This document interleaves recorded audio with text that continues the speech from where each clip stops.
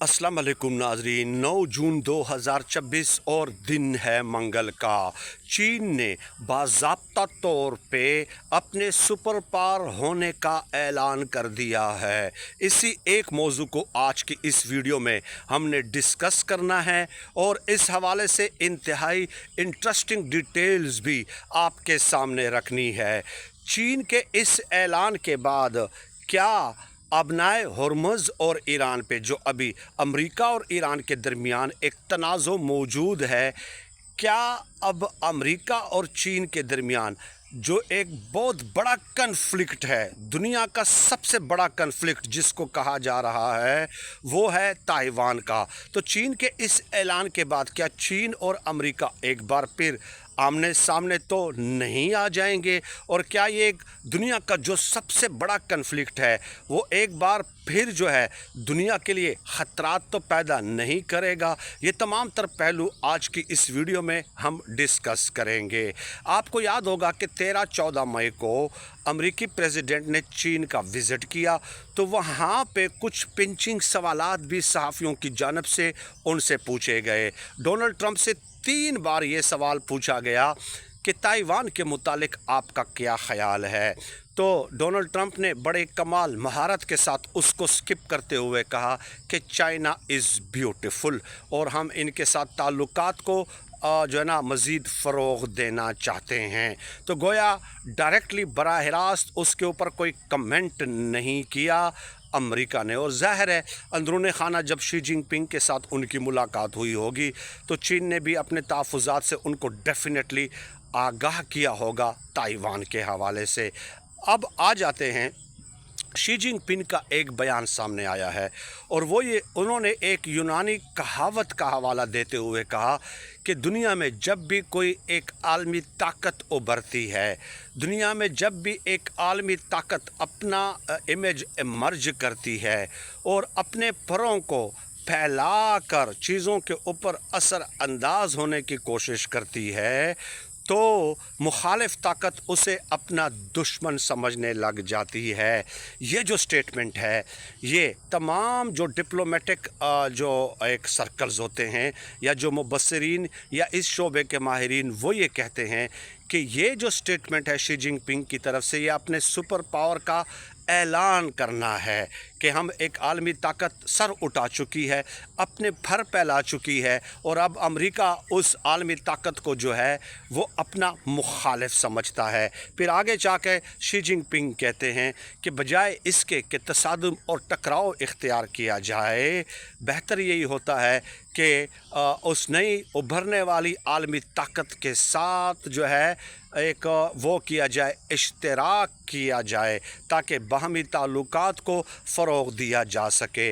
तो गोया चीन ये कह रहा है कि हमने अमेरिका के साथ टकराव नहीं करना, हमारी आलमी हैसियत को, सुपर पावर की हैसियत को चैलेंज करने की बजाय आए दोनों हाथ बढ़ाकर एक दूसरे के हाथों में हाथ डालकर आगे की तरफ बढ़ते हैं।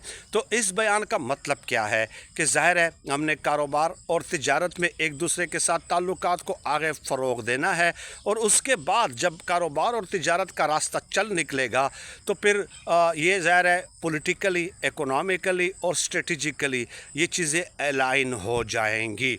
अब आ जाते हैं कि जो असल बात है, जो असल कन्फ्लिक्ट है कि चीन तो ये कह रहा है ना, आप एक बात याद रखें, जो माहिरीन हैं बाकायदा मैंने उस हवाले से उनके आर्टिकल्स पढ़े हैं शी जिनपिंग के इस बयान पे, वो ये कहते हैं कि दुनिया की तारीख़ ये बताती है कि जब भी कोई ताकत, दुनियावी ताकत अपने सुपर पावर होने का, आलमी ताकत होने का ऐलान करती है तो उसके बाद वो उसका इजहार भी ज़रूर करती है, कुछ सिग्नल्स भी ऐसे ज़रूर देती है कि जिससे दुनिया को ये पैगाम मिल जाए कि देख लें अब हम आलमी और सुपर पावर बन चुके हैं। जैसे कि मिसाल के तौर पे ये जो ताइवान का इशू है, ये ताइवान सदियों जो है चाइना का हिस्सा रहा है और इसमें कोई दो राय नहीं है, ये तो एक हिस्ट्री है ना, और हिस्ट्री को तो आप तारीख़ की किताबों से मिटा नहीं सकते। तो ताइवान सदियों चाइना का हिस्सा रहा है, लेकिन फिर हुआ क्या कि जब जापान एक आलमी ताकत बन गई, सुपर पावर बन गई, तो उसने सिग्नल्स देना शुरू कर दिए कि चले मैं दुनिया को बता देता हूँ कि मैं सुपर पावर हूँ या नहीं हूँ। तो फिर उन्होंने 1895 में ताइवान पे कब्ज़ा कर लिया।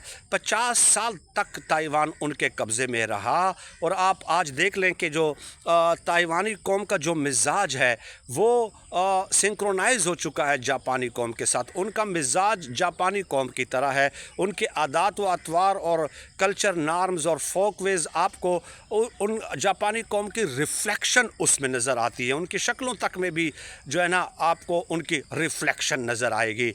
फिर दूसरी जंग अजीम में जब जापान को बदतरीन शिकस्त हुई और अमेरिका ने उनके ऊपर हिरोशिमा और नागासाकी पे एटम बम बरसाए तो फिर वो कमज़ोर हो गया। 1945 में फिर ये चाइना के हैंड ओवर कर दिया। और उन दिनों ज़ाहिर है जो माओ ज़ेतुंग थे उनका एक लॉन्ग मार्च और रेजिस्टेंस भी जारी थी।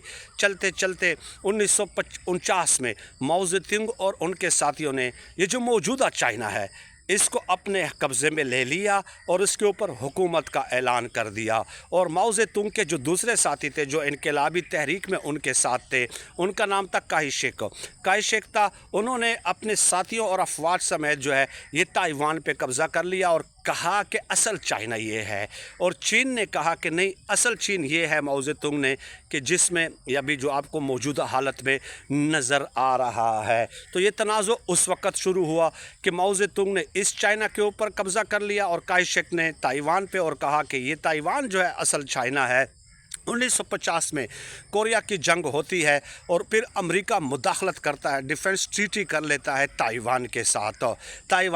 तो अमेरिकी मुदाखलत शुरू हो जाती है और अमेरिका कहता है कि हाँ आप ही असल चाइना हो, क्योंकि ये जो चीन आपको आज नज़र आ रहा है इससे अमेरिका उसी वक्त से खौफज़दा है। तो बहरहाल बात करने का मतलब सिर्फ इतना था कि देखिए ये जो चीन अपनी ताकत का इजहार कैसे कर सकता है। चीन ने सुपर पावर होने का ऐलान तो कर दिया, जैसे कि मैंने जापान की मिसाल दे दी कि उन्होंने फिर कब्ज़ा कर लिया ताइवान पे। तो अब चीन के हवाले से जो माहिरीन ये कह रहे हैं कि 2027 में जो है 100वीं एनिवर्सरी है PLA की, पीपल्स लिबरेशन आर्मी, जो कि माओ ज़ेतुंग ने बनाई थी 1827 में, एक इनकलाबी तहरीक थी। तो उनकी एनिवर्सरी है। चाइना ने सुपर पावर होने का ऐलान करने के बाद ऐन मुमकिन है कि 2027 में वो ताइवान को अपनी तहवील में ले ले और डिक्लेयर कर दे कि ये एक ही चाइना है। तो इस खदशे का बहरहाल इजहार किया जा रहा है। ज़ाहिर है कोई ख़बर तो नहीं है, कोई इन्फॉर्मेशन तो लीक नहीं हुई। अब उसके बाद फिर ये है कि दूसरा शुबा ये ज़ाहिर किया जा रहा है कि 2049 में ये जो चाइना है तो उसके 100 साल मुकम्मल हो जाएंगे, तो उस वक़्त भी ये हो सकता है। तो दोनों सूरतें जो है वो ऐन मुमकिन हैं। तो बहरहाल ये कुछ इस हवाले से इंफॉर्मेशन थी जो मैंने आपको बता दी है। ताइवान के मुतालिक मैं आपको बता दूं, अब नए हुर्मुज़ जो है दुनिया का 26% जो एनर्जी चोक पॉइंट है, यानी कि दुनिया के 26% एनर्जी की ज़रूरियात अब नए हुर्मुज़ पूरी कर रहा है, यानी गैस और ऑयल की। तो ये बहुत बड़ा हथियार है ज़ाहिर है ईरान के पास। और ये जो ताइवान है यहाँ पे बहरी बेड़े इसके करीब मौजूद हैं, नेवल हेडक्वार्टर्स चाइना के मौजूद हैं, और ये सेमीकंडक्टर्स का चौक पॉइंट है जो दुनिया को सप्लाई करता है। सेमीकंडक्टर्स क्या होते हैं कि आपके इलेक्ट्रॉनिक्स इंडस्ट्री जितनी भी है, कंप्यूटर और टेलीविज़न वगैरह लेकर, इन तमाम चीज़ों में ये सेमीकंडक्टर इस्तेमाल होते हैं। चाहे आप सफ़र करने हवाई जहाज़ हों, चाहे फ़ाइटर जेट्स हों, चाहे ज़ेरे ज़मीन आबदोज़ें हों, चाहे उसके ऊपर समंदर के ऊपर तैरने वाले जो है ना बहरी जहाज़ वग़ैरह हों।